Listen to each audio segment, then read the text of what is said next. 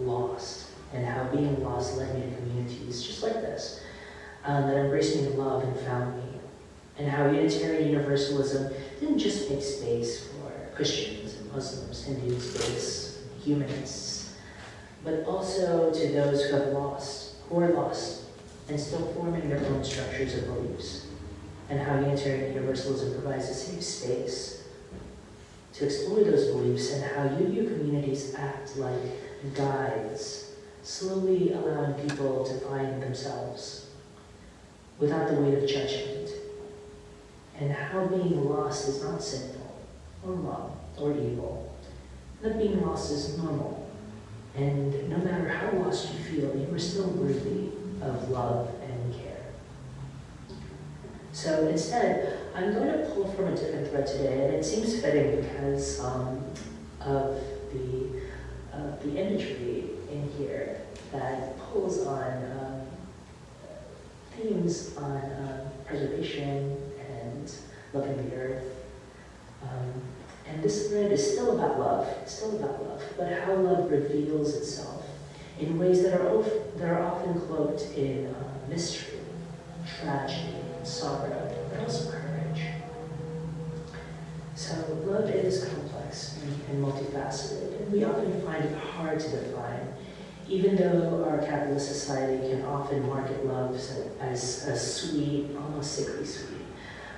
Things rooted in flowers and assorted chocolates. At its most basic level, love can simply be the desire to care and be present. And as we experience it in our own lives, we quickly realize that there's so many different forms of love and how love can show itself in ways we don't expect at all. Love can be tough and relentless, like we heard from our reading. So before I continue, I also want to preface this section of the sermon with understanding that I'm about to speak about something very emotionally heavy, and it is a necessary truth that we must all hold together in the greater UU community. On Earth Day, at around 6:30 p.m. in our time zone here in New York, just this past week, a man by the name of Wynn Bruce, that's W-Y-N-N, last name Bruce, B-R-U-C-E, a climate activist and a Shambhala Buddhist, approached the plaza of the United States Supreme Court building in Washington, D.C. and sat quietly and protested. This form of protest he chose was self-immolation. And for those of you who are unfamiliar with self-immolation, it is the act of setting yourself on fire, your physical self on fire, as a political protest. According to a photographer who was present at the scene, Bruce sat upright and did not scream, he didn't cry. He was in deep meditation, and while he was on fire for about 60 seconds, and which after the police came to extinguish the fire, the police officers on the scene used traffic cones and scooped up water from a fountain to extinguish Bruce, and no one else was injured. Minutes after the self-immolation, he was airlifted to a hospital by helicopter, and when Bruce died the following day as a result of his burns and injuries. The fatal self-immolation was characterized by Bruce's friends and his father as a protest against the climate crisis. When Bruce was 50 years old, he was 50 years old. So there's a lot to unpack here. And it required of Bruce a great deal of knowledge and conviction. And it's not something that should be taken lightly, and it's always worthy of these moments of spiritual reflection. You'll find the very limited media coverage on Wynn Bruce's self-immolation is sparse, and it's often loaded with commentary that aims to discredit him and the actions that he took, but I urge you to join me to peer through that fogginess. For some, it's easy to relegate climate change as this abstract problem, and for those who have the privilege to turn a blind eye to climate change, Wynn Bruce's sacrifice calls everyone to awaken to the realities that plague our planet. Bruce's self-immolation came after a long list of broken climate promises by our world leaders. The Intergovernmental Panel on Climate Change, the IPCC for short, released its latest report stating that we must act now to not avoid, but to delay the most extreme consequences of global warming. The Environmental Protection Agency, or the EPA for short, is an agency created by Congress, and it resulted in legislation in the 1970s out in Washington, D.C.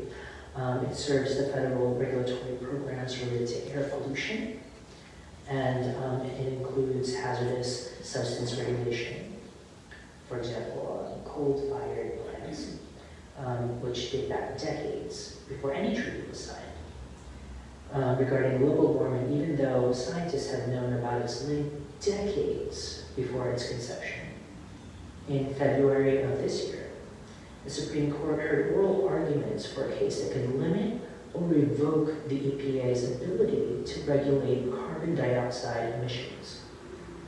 And the conservative majority of the bench has indicated they may do so, and additional environmental cases are now pending because these hearings took place. Reports from a Washington Post article published that depicts record highs in temperature in India and Pakistan, citing massive heat waves in that part of the world. The season hasn't transitioned into summer yet, and the IMD, which is the Indian Meteorological Department, reported in early spring that temperatures have been the highest in the last 125 years.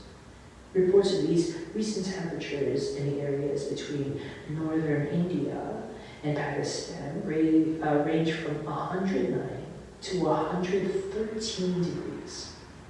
And the forecasting models of that department predict highs in the summer in the range of 113 to 119 degrees. These are fatal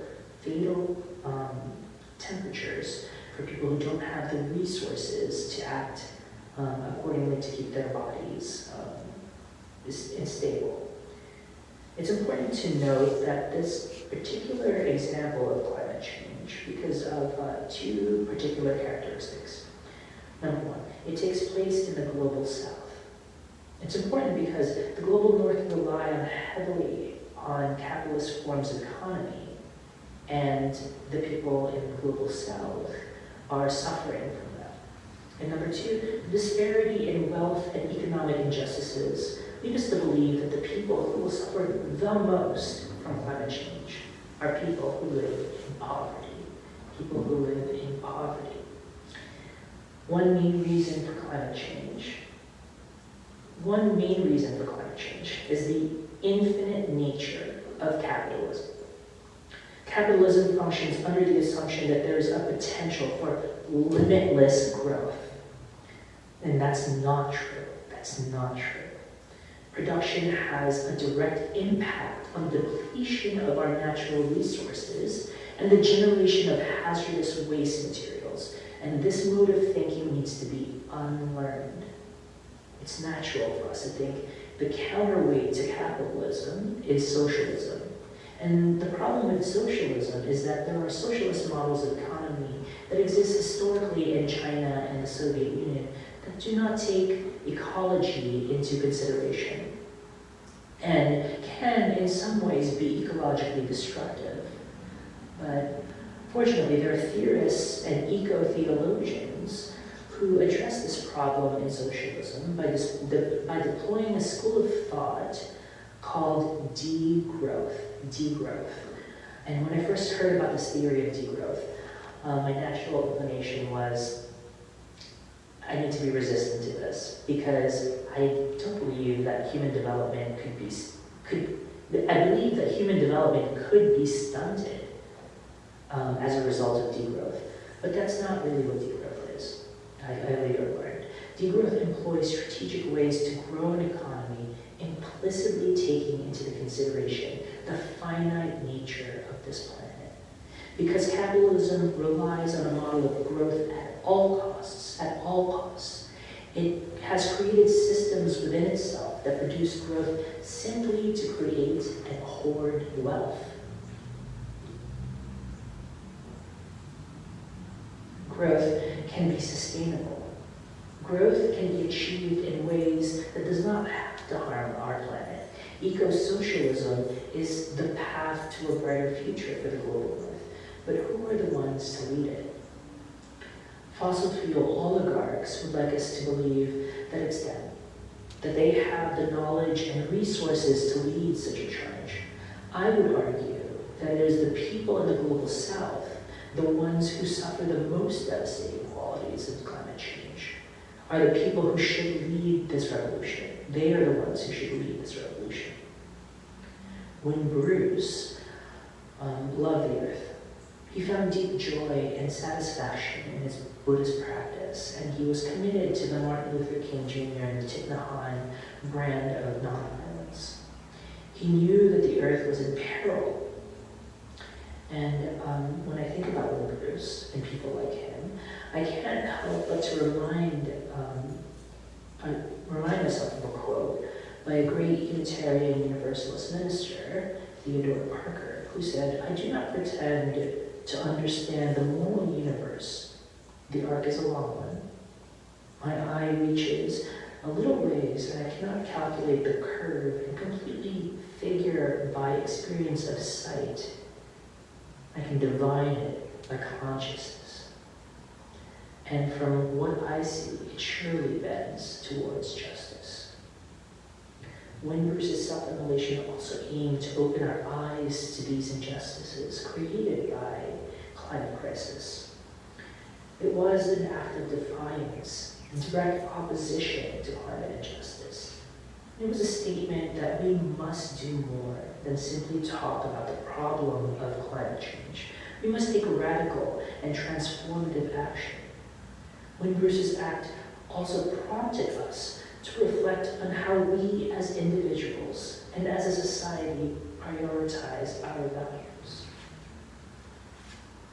We are valuing things like money and power over the well-being of people who experience poverty on a daily basis and our planet. Who stands to benefit from the destruction of the earth? Who are suffering as a result of climate injustice? Why have we elected leaders who run on platforms that preserve industries that slowly erode the earth like fracking? These are difficult questions, but they are questions we must grapple with if we're able to create the world that Win Bruce envisioned. A world that is just, sustainable, and habitable by everyone. This too is love. And it is something that Win Bruce understood and acted upon in his final moments. When I think of Win Bruce, I'm reminded that love isn't just in the pleasure, but it can also be rooted in the struggle. Win Bruce fiercely advocated for the environment, and his act of self-immolation was an act of deep love, both for the earth and for humanity. It's a reminder that we must do more than simply talk about the problem, and we must take action. Let's honor Win Bruce's memory by recommitting ourselves to continue the work of climate justice, to renew our commitment to the seventh principle of our Unitarian Universalist faith, respect for the interdependent web of all existence of which we are a part.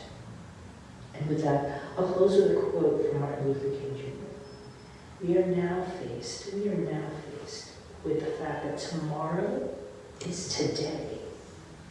We are confronted with the fierce urgency of now. It is unfolding a conundrum of life and history. There is such a thing as being too late. Let us not waste any more time. Let's move forward with the fierce urgency. Let us strive to create a just world where self-immolation is no longer a necessary form of protest. A world where these acts are heard clearly and direct us to respond with love. Love for our planet, love for all humanity. Amen, and blessed be.